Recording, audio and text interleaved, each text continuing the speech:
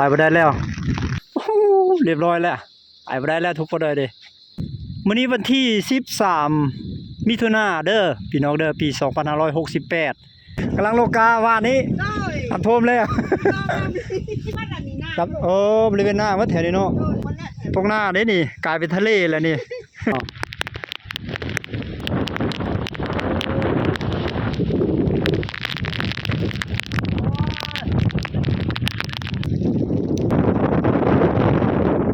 เจ้าเนาะโทไปอำเภอแหละ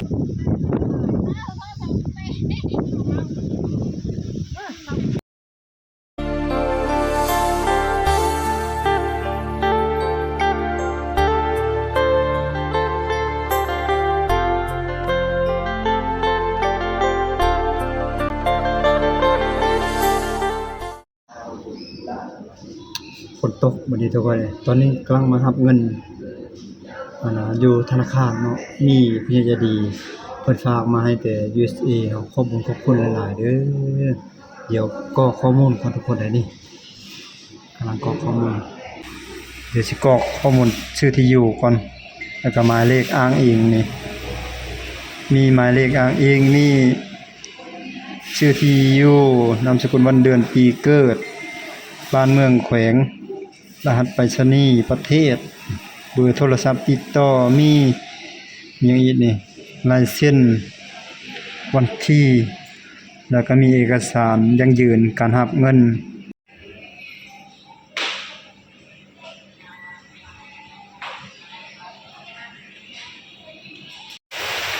รับเงินไปที่เรียบร้อยแล้วทุกคนเลยนี่เช็คบิลพอดอ$100สหรัฐเป็นฝากมาแต่ทางประเทศ USA เนาะเพื่อช่วยค่ายาแม่บรรลับที่นอนห้องบ่อนะทุกคนเลยขอบุญขอบคุณผู้ใหญ่ใจดีท่านนี้หลายเด้อคอยอยู่ดีพี่แห้งโชคมาร่ำรวยมันทำยืนนอนรับให้ได้เงินหมื่นนอนตื่นให้ได้เงินแสนแบดมือมาคอยได้แก้มมีโชคโลกให้อย่ามาผ่านม่านให้อย่ามาเบียดจะให้อย่ามาต้องเด้อจงพบแต่สิ่งดีๆงามตลอดปีตลอดไปตลอดชีวิตเนาะ$100เป็นเงินลาวเฮากะตกอยู่2,141,500 กีบเนาะเพิ่นจะเอาเงินสดให้เลยเอาเงินสดเงินกีบให้เลยมื้อนี้นะทุกคนเลยเนาะขอบคุณเนาะโอ้ฝนก็ตกแห้งๆนี่ทุกคนตกพายุเข้าเนาะ2-3มื้อนี่แหละไปใส่ก็บ่ได้เลยก้าวฝนเศร้าๆจังน้อยก็ว่าสิไปเลาะๆเบิ่งแถวเขตชนบทเอาไปเบิ่งวิถีชีวิตไปเบิ่งว่าน้ำอยู่แถวนั้นเป็นจังได๋เนาะแต่ว่าน้ำเซบางเฮียงนี่ขึ้นแห้งเลยทุกคนเลยสายน้ำเซบางเฮียงขึ้นแห้งมื้อนี้นะเกือบสิล้นฝั่งแหละบางบ่อนก็ท่วมไปแล้วเห็นแรงข้าวบางบ่อนก็อันแถวเมืองเรางามบางจุดก็ท่วมแล้วทุกคนเลยคือแถวนี้เขตชายแดนนี่แถวเขตโพนนี่เขตชายแดนนี่โอ้ท่วมแล้วบางบ่อนก็ท่วมตูบบ้านสวนบ้านยังคงเขตบ้านประหลาดแถวนี้บ้านประหลาดที่ขึ้นกับบ้านใหญ่แดดสวรรค์กระท่วมทุกคนเลยใครแต่แม่บรรลักก็ได้ออกจากห้องหมอแล้วเนาะหมอนัดว่า10 วันจะไปหาหมอคือเก้าอยู่ห้องหมอสากลเชโนแหละแต่ว่าตั้งอยู่บ้านท่าโค้งเมืองเซโปนแขวงสระเขตเนาะห้องหมอนี่กำลังตั้งไม้ได้เขาตั้งได้เดือนปลายแล้วเปิดนะเดี๋ยวตั้งแล้วหันประมาณช่วงเดือนเมษาตั้งสำเร็จแต่ว่าเปิดบางเดือนก่อนๆในเดือนพฤษภานี้ต้นเดือนพฤษภาไปนอนอยู่หัน1 คืนกับเครื่องมือเบิดเงินเป็นลายเติบเนาะนี่คือสภาพน้ำเด้พี่ดอกไอเดี๋ยวโอ้ยดิอยู่ขัวกก1หัวกก2นี่แหละนี่เมืองเซโปนเทศบาลเมืองเซโปนพุ่นอ่ะต่อคือว่านักสมโพธิแล้วบ่อนี้ขึ้นฮอดทีละเดี๋ยวไปเบิ่งน้ำเสียบางเฮียงสภาพโคน้ำเสียบางเฮียงทุกคนเลยป้าเท่าขึ้นหลายให้น้ำเสียเด้พุ่นอ่ะโตจนชิมิดเสาเลยสุดยอดจนชิมิดเสาเลยลึกเลยโต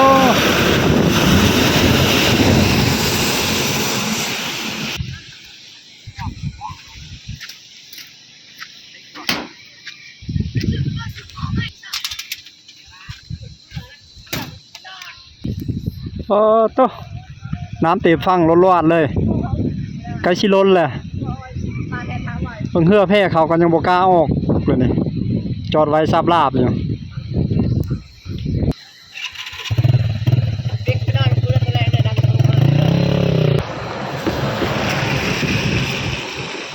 เสาครัวเก่ากับที่โทมแหละครัวนี้ครัวของอดีตสหภาพโซเวียตได้สร้างขึ้นได้นี่อดีตสหภาพโซเวียตมาสร้างนี่เป็นการช่วยเหลือสปป.ลาวแต่ว่าน้ำที่โทมเลยตอนนี้โอ้โหไปทางนี้แม่น้ำเสกอกไปที่แม่น้ำเสบางเฮียงส่วนด้านนี้ถือว่าเป็นด้านข้ามเมืองลุ่มนี่ลงไปนี้สายน้ำเสบางเฮียงลงไปพุ่นเลยบัดนี้มาแต่พุ่นสายน้ำเสปูนบัดนี้สายน้ำเสปูนมันจะลงมาแต่แดนเวียดนามมาเจอกันอยู่นี้ลงไปพุ่นลงไปอีกประมาณ30 กิโลเลยเจอกับแม่น้ำเซละนองลงไปเรื่อยๆก็ออกสู่แม่น้ำโขงบริเวณนี้คือทางเข้าบ้านเมืองสีโปนเก้าน้ำลัดเรียบร้อยจัดจอดบ่ได้ละเดี๋ยวไปเบิ่งเส้นเบิ่งทึ่งเบิ่งนั้นยังไปได้บ่เดี๋ยวตัวนี้โอ้เรียบร้อยแล้วไปบ่ได้แล้วทุกคนเลยเลยอีแตกนี่ก็จอดโอ้ผู้ใดที่เข้าไปบ้านเชฟโปนเก้านี่ถือว่าเข้าบ่ได้เลยเด้อพี่น้องเด้อเส้นทางตัวนี้เดี๋ยวไปเบิ่งเส้นทางตัวนึงอีกมันสิเข้าได้หรือบ่อ๋อนครไม้ใหญ่ไหลมาน่ะอันนี้น้ำเซบางเฮียงกับเซโปนมันดันขึ้นมาบนมาลัดพาทุกคนเบิ่งเมื่อกี้นี่เองอยู่สะพานข้ามแม่น้ำเซบางเฮียงสะพานใหญ่ๆมันอยู่แถวนั้นอยู่ลุ่มพุ้นมันเคลื่อนไฟฟ้าหลายเด้เขาเจ้าปล่อยเคลื่อนปล่อยหยังลงมาเนี่ยแต่เวียดเคลื่อนอยู่เวียดกันหลายเด้ก็เลยเฮ็ดให้น้ำนี่มันไหลบ่ทันมื้อนี้วันที่13มิถุนายนเด้อพี่น้องเด้อปี2568นี่เดี๋ยวมื้อนี่ก็สิลงไปโฮมกันอยู่พุ่นแหละทางเมืองสองคอนไปดันกันอยู่แถวเมืองส้นพุ่นละป้าโตพี่น้องเอ้ยซ้ำทะเลเลยนี่นะปีนี้นี่แห้งขึ้นหลายกว่าปีกายเราปีกายมันฮอดแต่บ่อนแถวนั้นน้ำนะปีนี้ขึ้นไวรวดเร็วขนาดเลยฝนตกเบิดเดียวนึงอันนี้ถือว่าหากวันที่13มิถุนายนนึงได้นี่นะปีกายยังว่าเดือน8เดือน9แหละมันเอาแต่หัวปีเลยปีนี้น้ำเนาะโอ้ต้องจิโตกับมาเบิ่งน้ำมื้อนี้นะไปเบิ่งทางเหนืออีไปเบิ่งตัวนั้นมันท่วมบ่จักตะมากำลังโลกาว่านี้อันท่วมแล้วอยู่บ่อนใดอย่าดับมาครับบริเวณหน้าวัดแถวนี้เนาะตัว3-4 มื้อนี่มันลงพอดีเลยเนาะหญ้าตายเนาะใครแต่ว่าท่านได้ดำเนาะ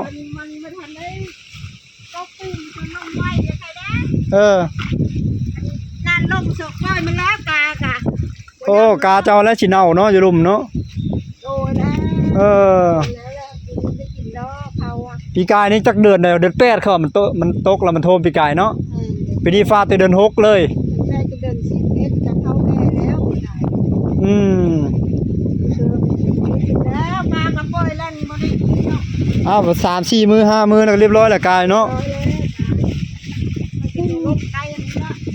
พกหน้ามาได้พี่โดกไอ้แถวเด็ดฮะล่ะพกหน้าได้นี่กลายเป็นทะเลแล้วนี่นกแอ่นบินนอกลายแท้หรือว่ามันสีเศร้าแล้ววะนี่เนาะนกแอ่นนอกลายได้นี่นกแอ่นนอกมาลินนำตัวกลายเป็นทะเลเลยมองกระซุกกองจุดพูนอยู่นะว่าตัวบ่น้ำท่วมมาแล้วกงมงอ่ะมองแต่มองโตนมันเนาะตัวมองเพิ่นก็ได้พุ่นน่ะแต่มองโตนมันโดยกำลังสิสุกเนาะโลกาเมื่อวานนี้มื้อนี้น้ำท่วมมันขึ้นแต่เช้าว่าน้ำเนี่ยแต่เมื่อวานนี้พุ่นแต่ว่านพุ่นเมื่อวานนี้เท่านั้นโดยเอาขากูไหมฮั่นบ้านเนี่ยยังขึ้นอยู่มื้อนี้จังว่านนี่เขาเที่ยวได้บ่ทางเนี่ยบ่ได้แต่ว่านพุ่นโอ้ อันตรายเนาะทางพุ่นจังหวัดรัดระบยักทุนเนาะทางตอนนั้นนะ ยังเนาะยัง ทางตอนนั้นเนาะ แล้วเนาะโหยนั่น เออ โอ้โหฮะ วางขัวเนาะยันโทมเนาะแต่ละปีมันเคยโทมอยู่หั่นเด้มันขึ้นแห้งล่ะจะไปเบิ่งเลาะเบิ่งจักหน่อยนี่มีหยังน่ะลูกสาวเฮ็ดหยังนั่นน่ะลูกไผบ่น่ะมันไม้ไว้ มันไป อ๋ออย่ามันไหลดีดิอันนี้เข้าจังแม่ เข้าคอ8ขอเก้า ก็เป็ดก็เก่าเนาะก็เป็ดก็เก่านี่เขาโดดเด้อเนาะเขากลางเขากลางเนาะกำลังมาสีดำมื้อนี้บ่แผนการนี่นะ แม่นยกกลางเมื่อวานเลยนะ โดยไปเบิ่ง ก่อนแล้ว บ่ทันได้ดำนี่ก็ขันกาอยู่สูงกับใครเด้กาพัดท่วมแล้วไม้นี่มัดไม้นี่โอ้ยแห่งคักเลยนี่นะคันบ่มัดเนี่ยมันไหลเบี้ยเหือแล้วเนี่ยนะไม่ป้องไม่พุงไม่พางสบีกดูอยู่ในหน้าเด้อที่เจ้าเนาะเลี้ยงเป็ดเลี้ยงไก่อยู่นี่น้ำกำลังสิท่วมเถียงแล้วพุ่นสนมันต้นเพิ่นกำลังเขียวงามมาต้นก็ได้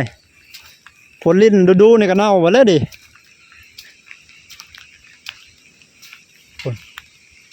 มันต้นกำลังขึ้นเนาะหากได้50 เซนต่อโอ้ยไปเลาะเบิ่งทางพุ่นอีกพี่ดอกเอ้ยมาอีกแล้วฝนนี่ ต่อโอ้ยฝนก็กำลังมาไปเบิ่งทางพุ่นอีกก่อนจะว่าท่วมมาจากทางพุ่นฝนต้องแห้งเมื่อวานในมืดมือเลยแต่มือนี่มืดเนี่ยพอแห้งแล้วสิได้ลำบากแล้วเนี่ยฟังว่า2-3 มือยังสิตกอีกเนี่ยก็โอ้มื้อนี้13มื้อนี้วันที่13มื้อนี้อีก4 มื้อ ยังอีก4 วัน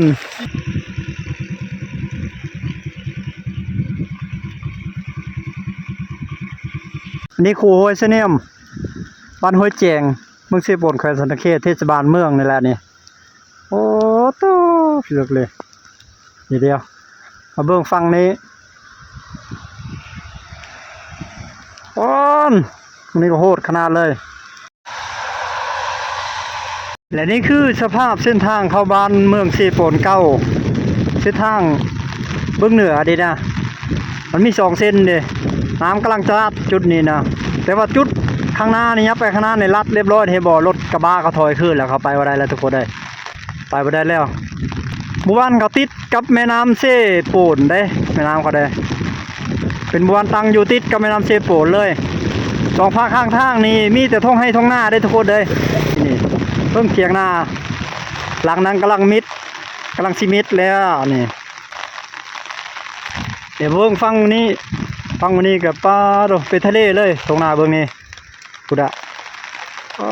เตอโอ้ท่วมแล้ว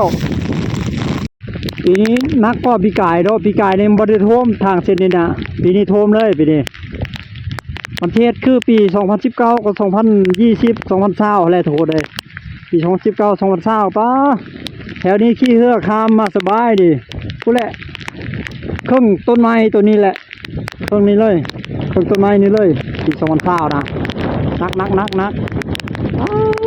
ตู้พักแล้วนี่ข้างหลังมานี่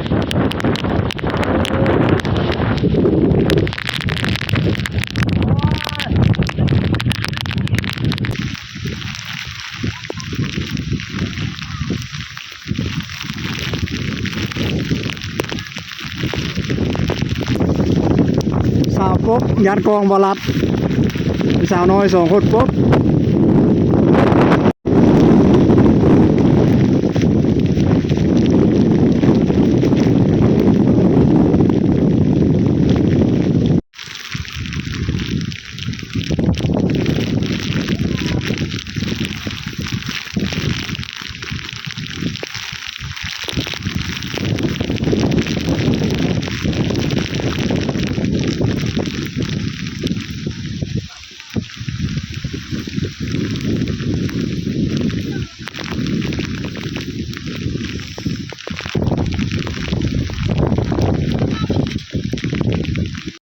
บริเวณนี้ก็เริ่มแล้วเริ่มสีโทมแล้วเริ่มสิลัดทางแล้วทุกคนเลยนี่คือ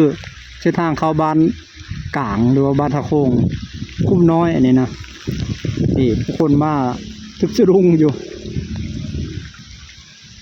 เข้าเราประจักษ์ปลาใหญ่เข้าเราประจักษ์กันนะและนั่นก็คือห้องหมอที่บรัดตาแม่บรัดมานอนห้องหมอว่างมือซื่นนี่ฮะนั้นถ้ามันโทมแค่นี้ก็ต้องโทมห้องหมอในพอแห้งแล้วกดเจ็บอยู่ในนะสภาพน้ำถือว่าดันขึ้นมาฮอดที่แล้วน้ำเสียบเฮียงในดันขึ้นมาฮอดที่แล้วทุกคนเลยดิมันใกล้จะฮอดตีนขดายเฮือนของคนบ้านทาโค้งฟ้าต่อจนน่าก็ได้ย้ายแล้วเขาดิ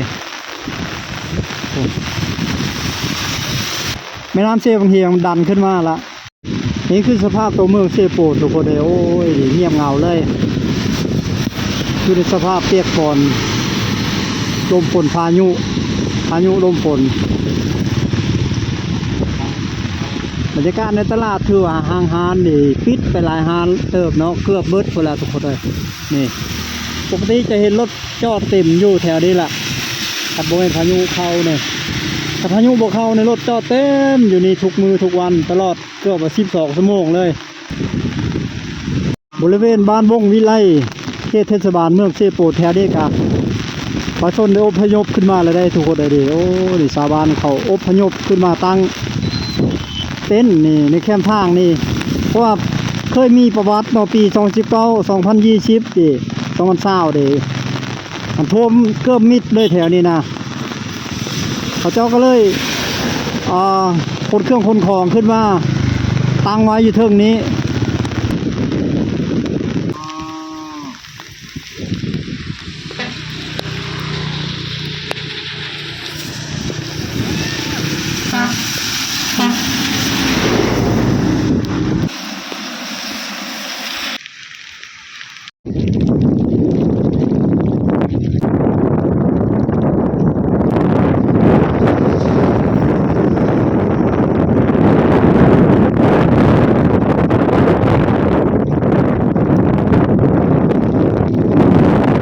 ประชาชนชาวบ้านมาหาปลาจากวิกฤตเป็นโอกาสเลยนี่จากวิกฤตเป็นโอกาสการหาปลาได้เนาะเสียจ้อยเนาะมาขอไข่เด้อ ตัวโอ้แต่ปลาซิวโนดเนาะปลาซิวโนดพยามือแลคลองหนึ่งโอ้คักกะลีก็คลองเจ้าเนาะปลาโธ่พยามือแล้วโอ้โกยคักเลยนี่โอ้หมานเนาะมันคักอ๋อโอ้พุทธะพุทธะไปก้อยแล้วแม่กับแบงจ้ะชี้จะดุงโอ้คักค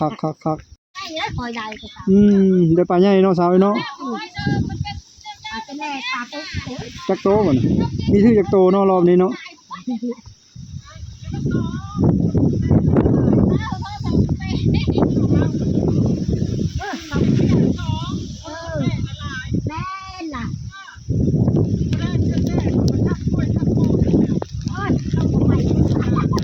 จักโตพนันตัวนึง